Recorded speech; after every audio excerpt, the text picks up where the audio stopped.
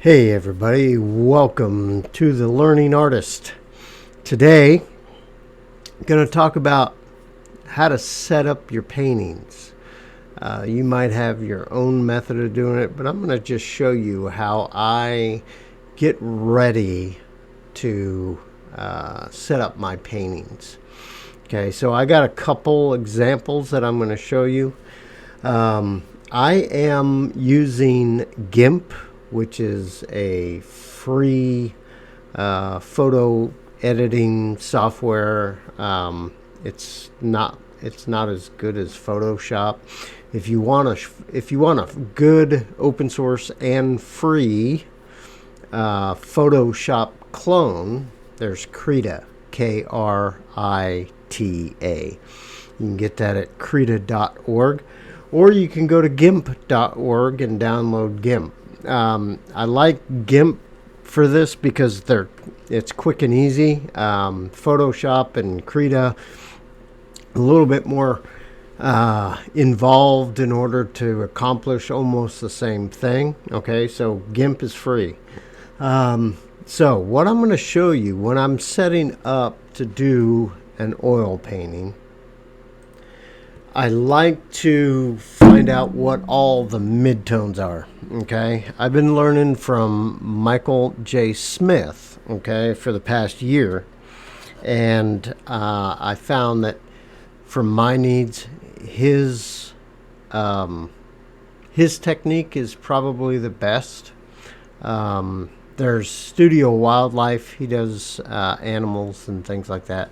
You know, I follow him as well, but Michael J. Smith really does the best job for my needs. Okay, so I primarily do landscapes. Okay, and I've been getting into doing animal portraits for people's pets and things like that. But my workflow basically is depending on the size of panel that I'm painting on. I usually use a grid method to transpose a photo that I'm working off of to my canvas. I think most of you guys know that.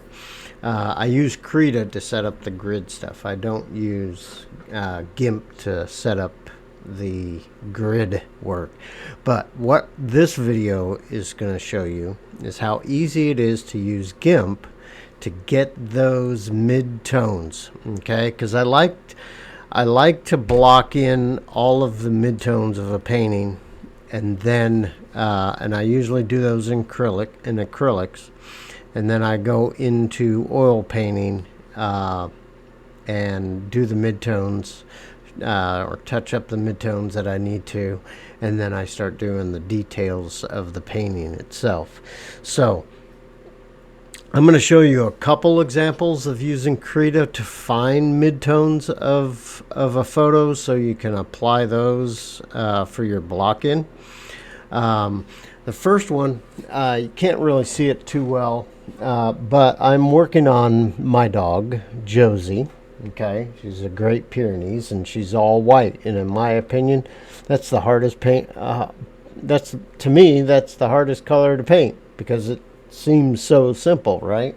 It's really shades of gray. All right, but anyway, this is the portrait that I'm working on, Josie, and I blocked it in. This is not blocked. I'm almost done with this one, but I want to show you how I find the midtones to start doing her the shading. Okay, because even though she's a white dog, what you see on the screen are really a whole bunch of grays.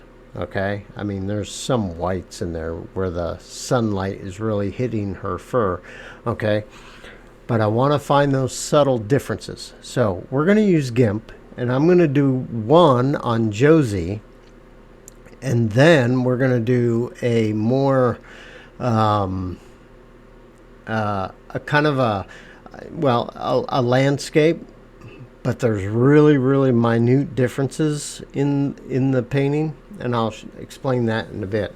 So let's look at Josie, and I've cropped my original photo of her so I can get the headshot of what I wanted on the canvas. And then I sized this accordingly to the canvas that I'm working on, or panel, MDF panel or artist panel, whatever. I like the artist panel for detailed paintings because canvases tend to make your brush skip for doing minor details. All right, so it's really easy. So you bring your photo into GIMP, okay, and this happens to be a PNG, and you're simply going to go to Image, and you're going to go to Mode, and in Mode you're going to see Indexed, okay. This is going to bring up a dialog box in which you can specify how many colors you want to convert this photo to, okay. So if you really want to really base it, the lower the number, by default this will probably come into like 256. All right, you want to really scale the number of colors being used for this photo in order to find those midtones. Okay, let me cancel this for a second and tell you what I'm talking about. Okay, now if you look in this part of Josie, you can see some gray here where the shadows of her fur, and then you see some highlights. Okay, usually with the painting, obviously we're going to start putting highlights toward the end of our painting session, right? You'll find, so basically you want to find the average color of this entire area. Okay, you don't want the darkest, you don't want the lightest, you want something in the middle, right? Okay, so in this particular case for Josie, this is going to be a lighter gray. Okay, this is right here is going to be a darker gray. Obviously this is going to be your blacks. All right, now I'm not painting her with her collar on, okay, but we want to find those zones of kind of an average color. Okay, something in the middle of all the colors in that zone, and that's what we're going to block our painting in with. All right, so let's go back to Image and go to Mode and Indexed Colors. All right, if you notice, I use this a lot, so it's always on 8, okay, or 8 or 16 depending on the painting. Since this is black and white for Josie, 8 is almost good enough, 16 is better. So you basically say, I want this photo, but I only want it in 8 different colors. All right, and if I convert, it's going to convert the image to the midtones of different zones. Remember how I was talking about, now if you notice, I mean, she has some white highlights, okay, but they don't show up in this indexed colored image, okay, but that's good, because then when you start adding your highlights, they'll stand out more. Okay, now if I increase this, okay, but if we look in this area, it picked out some average gray colors to put in this zone. Then you can go in with your darkest tones and then your highlights. All right, but let's undo that.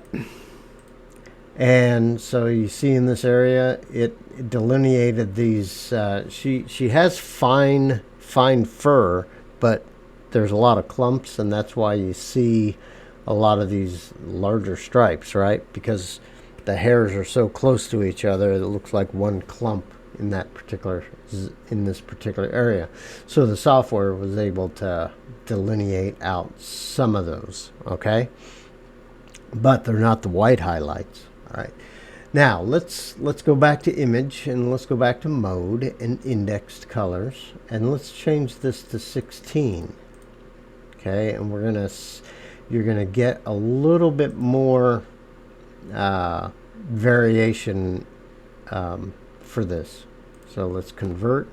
All right, so The snout, we've added a little bit of lighter gray here. Before, this was just one big gray glob right here. All right, so it's added a few more. To me, this is what I actually use for getting Josie. All right, I was able to get those darker areas and then use the detail brush to start fine-tuning that. Okay, so you can print this out and or put it on your tablet like I have on my easel behind me. I have a tablet that I send the photo to, so it's right there, and I can zoom in, zoom out, and all that kind of stuff. All right, so that is using GIMP to find the midtones of, in this particular case, a portrait of a very white dog. All right, so let's go on to something else. Let's go to this landscape. Okay, this landscape, Flint Hills in Kansas. Okay, and if you look, you see some yellows and some really light greens. Okay, but if you look close enough, which I'm not gonna zoom in, but if you look close to the photograph, you see there's a lot of stipple, a lot of light greens, darker green stipples, because this is tall grass prairie, but you're far enough away from the hills that you can't actually make out each individual blade of grass. Okay, so you're going to use some kind of stippling to get that effect. All right, but when you're laying out your midtones, when you're blocking in your painting, you don't, if you're like me, when you look at something, I'm looking at this and I see, oh man, I see a whole bunch of colors. Which one's my midtone, right? Okay, I can tell that it's a very light green in some places. Okay, and we got some, lack of a better term, mauves. Okay, and we got some, we have some olives. We have bright greens, bright yellows, that kind of stuff. This could be very busy to try to pick out the midtones. Now, if you've been painting, 20, 25, 30 years, you're going to be able to do this pretty easy. But for us beginners, we need some help. Okay, I'm getting better picking them out for a lot of my landscapes, but some of them I tried to get more complicated paintings so I can learn better. Because if I can do something more complicated, painting becomes easier. Okay, in my opinion, I'm still learning. Okay, I've only been painting. I haven't even been painting a year yet. Okay, so let's convert this into midtones that we could send to our tablet and put it on our canvas. So let's go up to image and go to mode and go to index colors. Okay, let's drop this down to 8 and show you why 8 probably isn't good on this kind of a landscape. All right, so we're convert, and it converts it into 8 colors. It's an 8 color palette basically. Okay, so if you look here on this hill, we get the greens that stand out, but there's probably a little bit more yellow in that area. Okay, and we get the shadow on the hill, but we're not getting that row of rocks that are across here that cast another darker shadow. All right, plus the trees. A lot of these trees are a lot brighter than this down here. There's a lot of yellow, bright trees. So I would say for this particular landscape, I would have to use a little bit more color. So let's undo, and let's go to image, mode, indexed. And I'm using GIMP. It's free, gimp.org. And let's increase this to 16. Let's double the colors and convert that. So this is a little better, okay? Now I can see a really light highlight at the edge of the hill. This area is showing up a little better. Now you can slowly start seeing that darker shadow of the ledge, rock ledge on these Flint Hills. Okay, so 16 is better. All right, and I would print this out or send it over. Actually, I would send it over to my tablet, and I would use this to block in.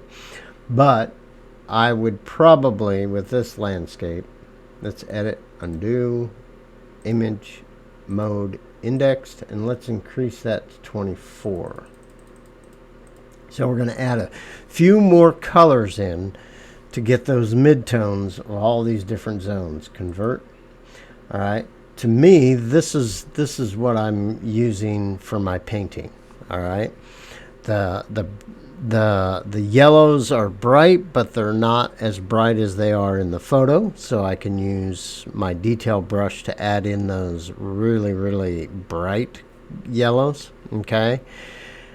And we get some variations in the hill itself.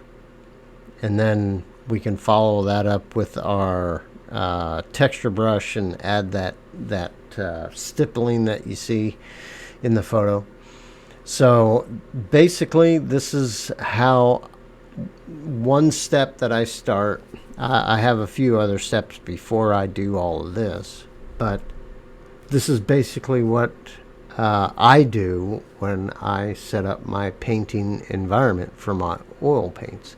And in this photo right here of the Flint Hills is what I'm currently working on at the moment. Currently working on at the moment. That's pretty redundant. So I have the Flint Hills on my palette, and I blocked it in using acrylics, and now I'm at the stage where I'm going in with the oils, and I'm going over those blocked in areas and fine-tuning the colors. And then after a few days, I'll come back and I will start detailing it.